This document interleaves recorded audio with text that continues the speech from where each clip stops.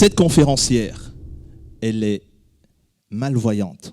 Si cette femme qui va venir avec son animal de compagnie arrive à faire ce qu'elle fait là, je pense que nous, on n'a plus aucune raison d'abandonner. Mesdames et messieurs, veuillez accueillir Sadia Drouche.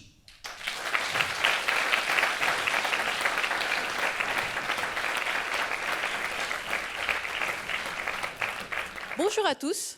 Alors, effectivement, ici, je ne vois rien. Alors, pour une personne qui est malvoyante ou non-voyante, pour qu'elle sache qu'il y a du monde, il faut faire du bruit. Alors, allez-y, faites du bruit.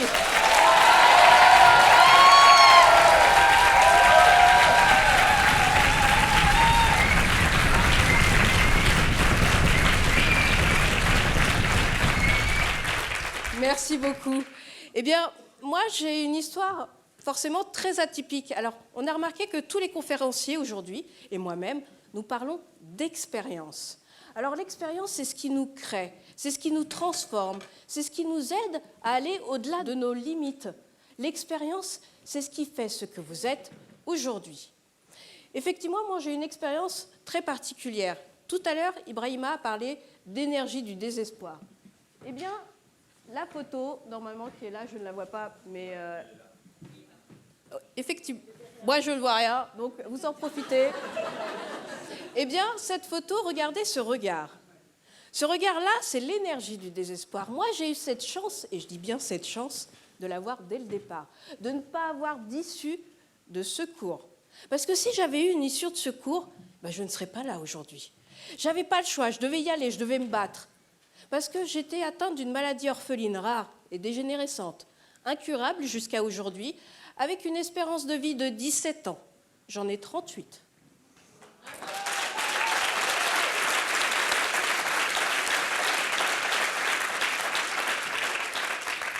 Alors bien sûr, au niveau de ce regard, vous pouvez y voir plein de choses.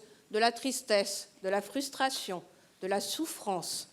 Mais vous pouvez aussi y voir de la détermination, du courage, de la volonté. Cette volonté de vivre. Alors cette énergie du désespoir, elle m'a poussée à aller au-delà de mes limites. Bien sûr, je me suis protégée parce que j'en ai pris des coups. J'en ai pris des coups au niveau médical, au niveau des autres qui me rejetaient constamment.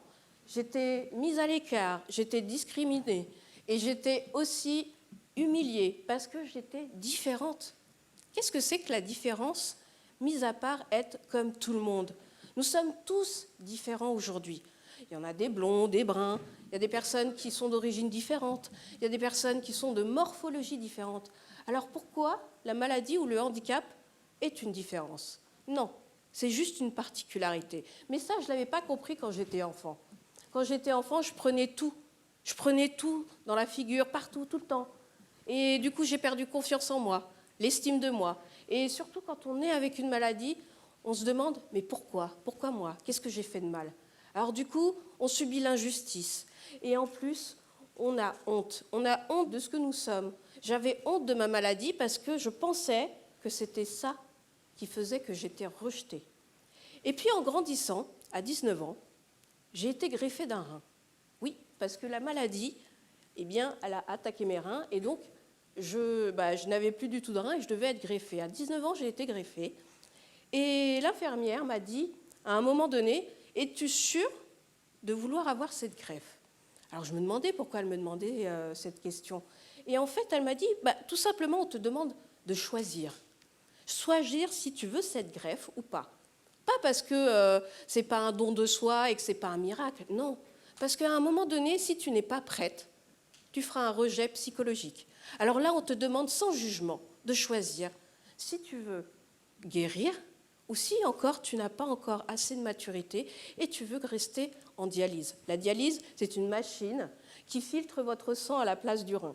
Donc pendant 4 heures, j'étais branchée avec 2 aiguilles dans le bras et le sang se filtrait pendant 4 heures comme ça. Et là, je me suis dit, waouh, on me donne le choix de choisir si pour moi c'est OK. Et c'est là que j'ai compris qu'en fait, la plupart du temps, quand je disais oui aux adultes, parce que forcément c'est eux qui savent, je disais non à moi-même. Réfléchissez, quand vous dites oui pour les mauvaises intentions à quelqu'un, dites-vous à qui je dis non. Et là, forcément, j'ai dit oui, je voulais vivre. Parce que cette énergie-là, cette énergie du désespoir, s'est transformée en pulsion de vie ce jour-là. C'était ma deuxième renaissance. Ouais, il y avait la première, et la deuxième, c'était la greffe rénale. Je suis sortie au bout d'un mois, je me suis coupé les cheveux, je les ai teints en rouge et je me suis fait tatouer. Et 1 an et demi après, j'ai dit à mon père, j'arrête l'école. Mais tu n'as pas ton bac. De toute façon, mon bac, je ne l'aurais jamais réussi. Je l'ai passé, certes, mais je savais que c'était pour ne pas le réussir.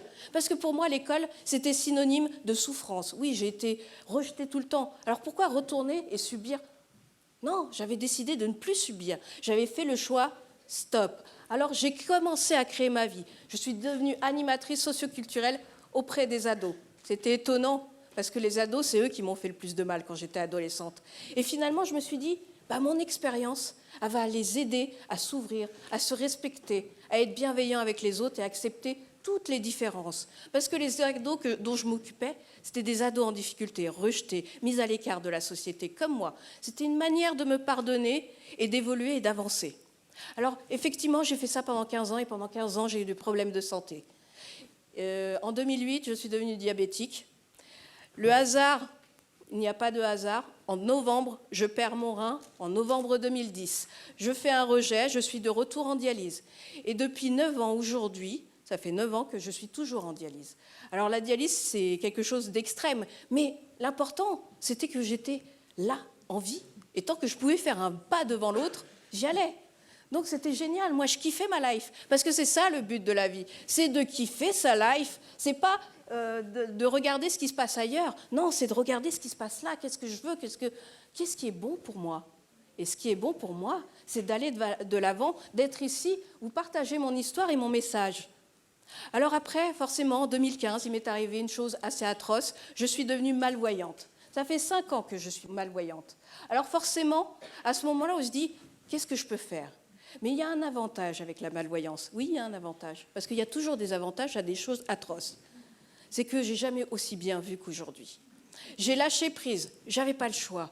J'ai pris confiance en moi, parce que quand on débarque dans les boulevards parisiens et qu'on doit traverser, soit vous êtes très croyant et que vous courez, soit vous croyez en vous. Alors j'ai cru en moi et j'ai traversé. Et puis maintenant, Mélia m'accompagne, parce qu'au départ, j'avais une canne blanche, comme tout malvoyant, et maintenant j'ai un chien guide qui me guide dans la vie. Et c'est extraordinaire. Et avec toute cette expérience, et surtout cette malvoyance, j'ai appris une chose, et je l'ai transformée. Mais c'est surtout que, même dans mon métier, parce que mon métier, c'est coach et conférencière, eh bien, j'ai créé le coaching les yeux bandés. Parce que moi, dans mon expérience, j'ai trouvé ça génial. On lâche prise, on retrouve confiance, et on est obligé de faire confiance à l'autre. Et je trouve que c'est extraordinaire, parce qu'en fait, notre expérience, elle nous apprend tout de nous. Tout est là. Dès qu'elle est petite, avec sa détermination, là, elle le sait. Elle sait pertinemment que malgré la maladie, tout ce qu'elle peut entendre, elle s'en fout. Elle y va, elle fonce, elle défonce tout. Et justement, moi, je voulais vous partager quelque chose. Je voulais vous partager cette expérience. Et je voulais que tout le monde là dans la salle, tout le monde, même ceux qui s'occupent de la lumière, peu importe, même si ça ne marche pas, on s'en fout. Fermez les yeux. Fermez tous les yeux maintenant. Prenez une grande inspiration. Soufflez. Vous allez vous retrouver dans une grande pièce, immense, blanche, lumineuse, magnifique. Et vous allez voir devant vous un grand mur blanc avec une chaise devant. Et vous allez vous y asseoir. Vous allez vous trouver confortablement assis dans cette chaise et vous allez regarder ce mur blanc, magnifique. Et puis, progressivement, vous allez y voir votre expérience d'enfant, votre expérience d'adolescent, de jeune adulte à aujourd'hui.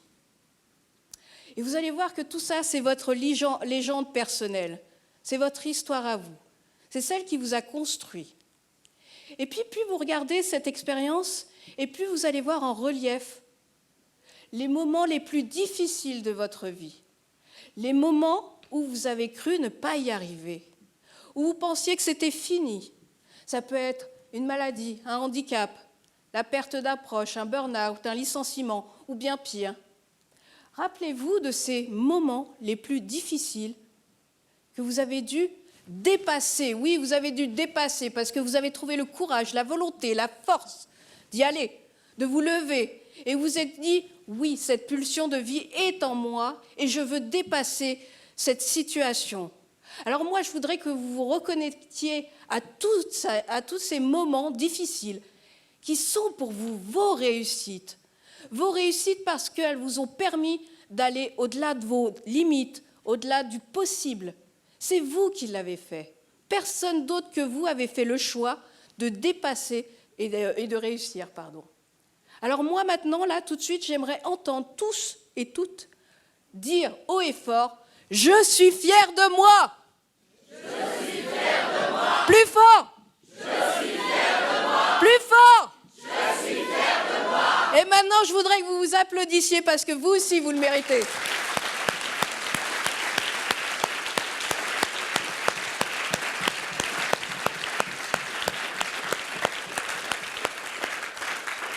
Vos expériences vous aident à mûrir, vous aident à aller au-delà de toutes vos limites. Je ne suis pas un cas exceptionnel, non. Je suis une humaine comme vous. J'ai compris que mon expérience, malgré la difficulté, a été la clé de ma réussite. Aujourd'hui, je suis là devant vous grâce à tout ce que j'ai vécu. Je ne regrette rien.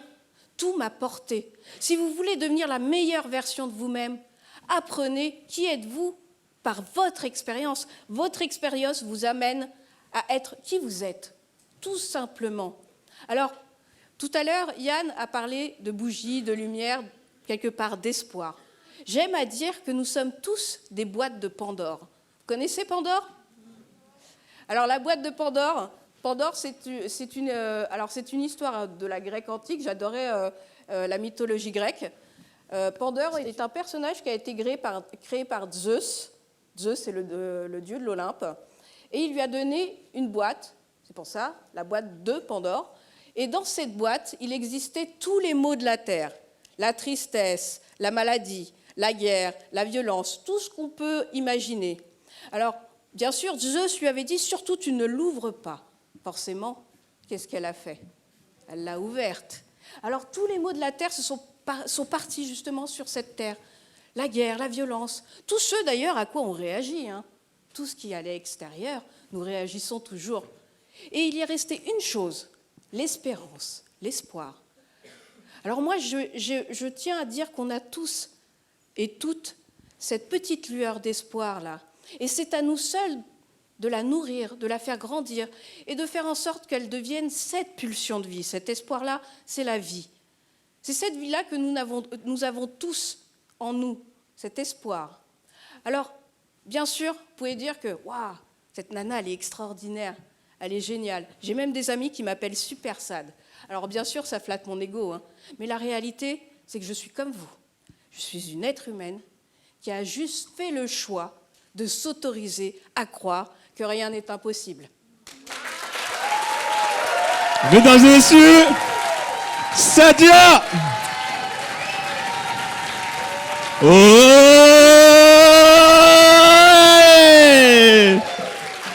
Génial, Sadia. Génial. Formidable. Merci.